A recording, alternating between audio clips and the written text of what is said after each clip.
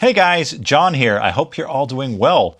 In today's video, we're checking out my brand new ISO cab, the Grossman Fatbox. And this thing is very awesome, and this video is going to be very interesting. And yeah, I really like this thing a lot. I saw it at Guitar Summit, and when I saw it, I couldn't get it out of my head, and I had to get one in my studio, so it's here, and we're going to have some fun with this thing. And let's start right away with the demo song using my Engel Fireball 25 into the Grossman, loaded with the Celestion Vintage 30, mic'd up with 3 different microphones. And yeah, let's check it out.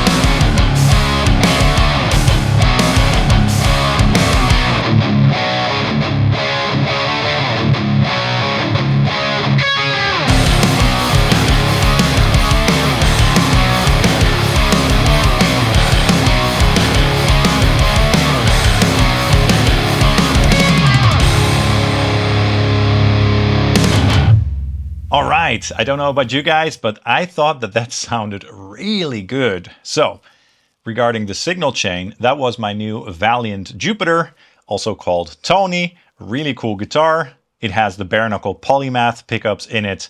The guitar went into the Fireball 25 on the lead channel with a nice chunky high gain tone.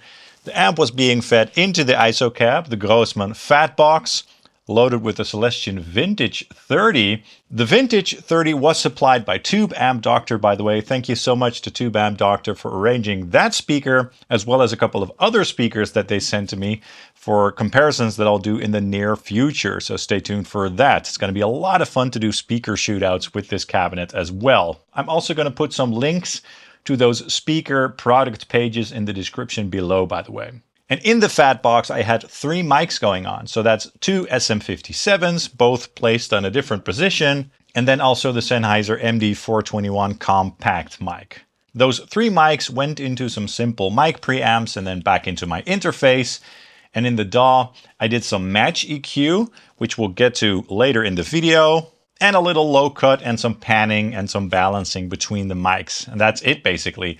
No compression or other EQ or something. So yeah, like I said, I was at Guitar Summit, a great convention for guitarists, and I walked past the Grossman stand and I was like, that's interesting.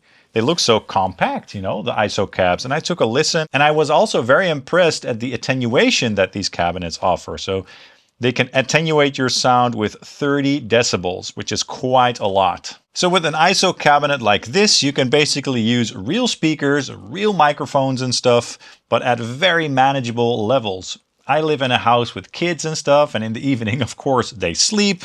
But being able to use a real speaker cabinet at night without anybody noticing really is a game changer for me. And you might know that I love IRs and load boxes, and I always will.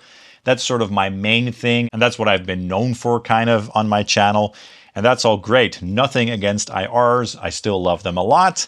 But using real speakers is also a lot of fun, and moving mics around and doing comparisons and stuff. So it's cool to be able to have both on the channel, not only for me, but also for you guys, because I know that you guys appreciate real speakers as well. Now, for previous months, I did use my Engel 4x12 on the channel in some videos here and there, and that's a great cabinet. It sounds great, but it's just so loud, you know?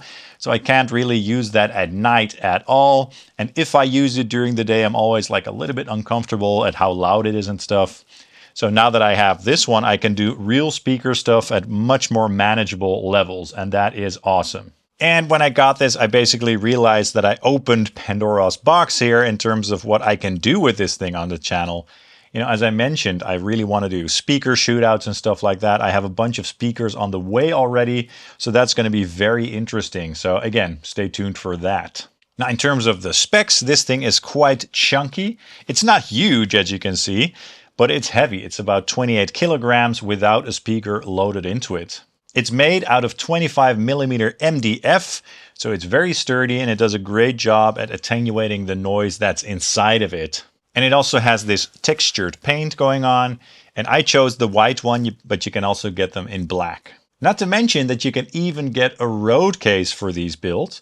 That costs a bit more, obviously, but I think you can get those on the website as well, which is awesome for if you want to take these on the road and use them for shows and stuff. Anyway, the speaker itself is loaded into an 18mm birch plywood baffle, which is a sort of industry standard for guitar cabinets. And you can load 12-inch speakers in here. You can also use this for bass speakers, but there's also a sort of ring that you can buy that you can put on here so that you can use 10-inch speakers as well. Now, the top of the Fatbox over here is basically the recording room, and it has some special material in here that helps with absorbing the unwanted resonances and to help attenuate the sound that's coming from the speaker. I got the version with 3 mics, which is great, but you can also get a version with 2 mics. And the mic cables are basically already in here, and it's very easy to hook up your mics and place them on the mic stands. Now, the mic stands themselves are also great, very flexible. Everything in this thing is just really well made. It's quite impressive, actually.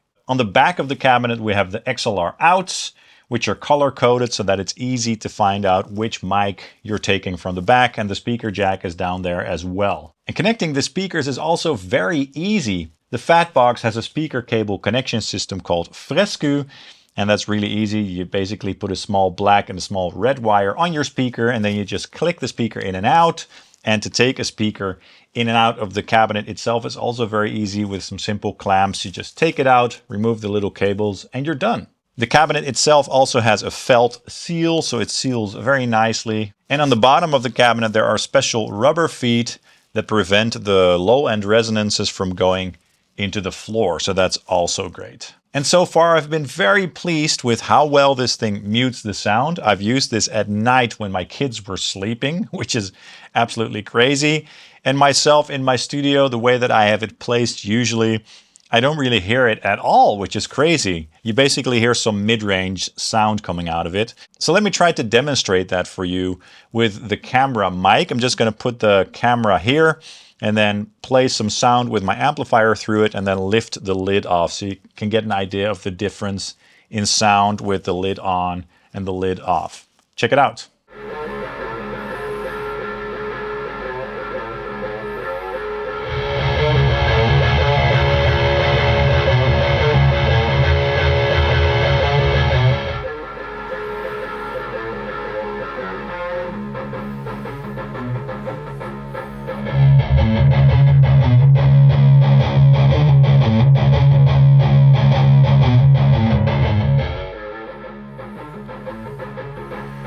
Very cool. So as I mentioned, I had 3 mics in here, okay, for that intro demo. And of course, I double tracked the guitar, so 1 left and 1 right. Now we have got 2 Shure SM57s going on, and then 1 MD421 Kompakt. And what I'd like to do now is play the isolated guitars and switch between the mics and do various types of mixes so you can get an idea of how the different mics sound. All right, let's check it out.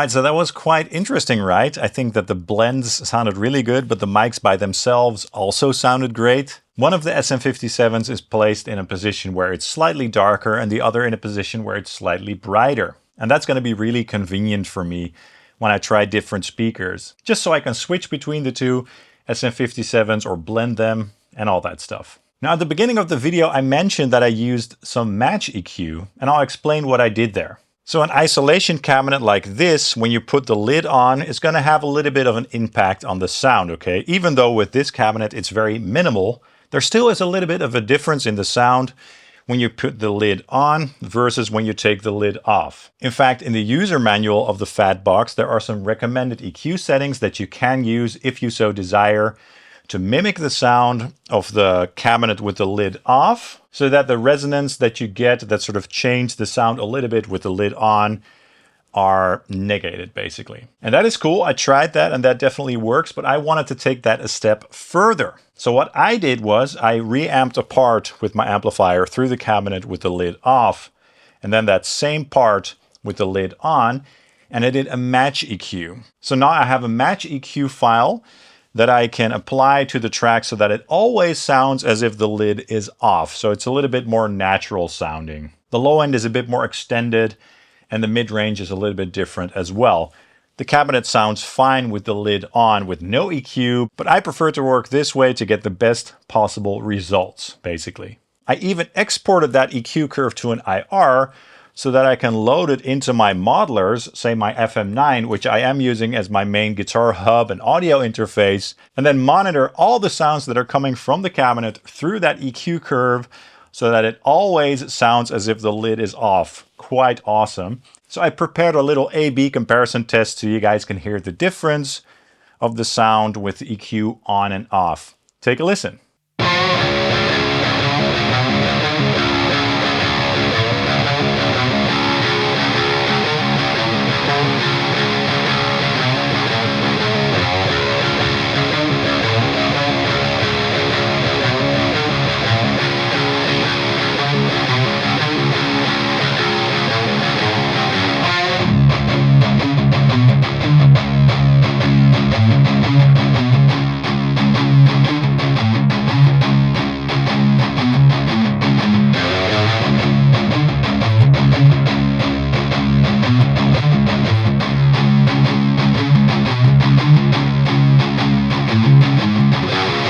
Nice, so with the match EQ on, the low end is a bit thicker and the mid-range is a little bit different. So with the lid on, the mid-range is slightly nasal, and with the lid off or with the EQ, it just sounds a little bit more balanced. But again, as you heard, it sounds fine with the lid on and the EQ off as well. Nothing wrong with that. But anyway, we're getting really nerdy here. But yeah, the cool thing is if I decide to make more captures for my quad cortex or for Tonex or something like that, I can just apply the captures with the EQ so it always sounds as if the lid is off. So that's really cool. Now I've already worked quite hard on incorporating the Fatbox into my setup. So what I'm going to do for my more permanent setup is put the Grossman Fatbox behind my cupboards over there so that there's a little bit less interference of the actual sound coming from the cabinet. It can be a little bit distracting if you're trying to listen to small nuances through the studio monitors. And when I put it back there, that's all gone basically. So that's really cool. I got some really long cables, a long speaker cable, long XLR cables, so that the cables can go straight into my preamps over there at my DAW, my computer, and then into my FM9, which again is my audio interface. And when I want to record or play through this, I can just go into the input of my FM9, and from there a cable goes into my amplifier, then into the cabinet, and then back into the FM9. And that means that I can apply post and pre-effects and also record my DI tracks at the same time. Maybe I'll do a dedicated video on that setup in the future because it's quite cool. Anyway, I love this thing so much, the Grossman Fatbox. Thank you so much to Stefan Grossman for sending this to me. I really appreciate it. And thanks so much to Tube Amp Doctor for sending me some speakers as well, including the V30 that's in here now and that you heard. But again, speaker comparisons will be done on the channel soon, and I think with a variety of amplifiers as well, so that's all going to be very interesting. I've really enjoyed working with this thing so far, and I'm looking forward to using this for many years to come. It's just so much fun to work with a real speaker, with real microphones and all that stuff, and blending the mics. And yeah, it's just a lot of fun. What can I say? Nothing against impulse responses at all. I still love them and I will still use them a lot along with my favorite reactive load. But it's going to be cool to have this alongside it so you guys can hear both perspectives. So yeah, that's really cool. I hope you enjoyed this video. Let me know your thoughts in the comments down below and let me know what sort of content you'd like to see me make with this cabinet. Also, please hit the like and subscribe buttons down below as that really helps the channel out.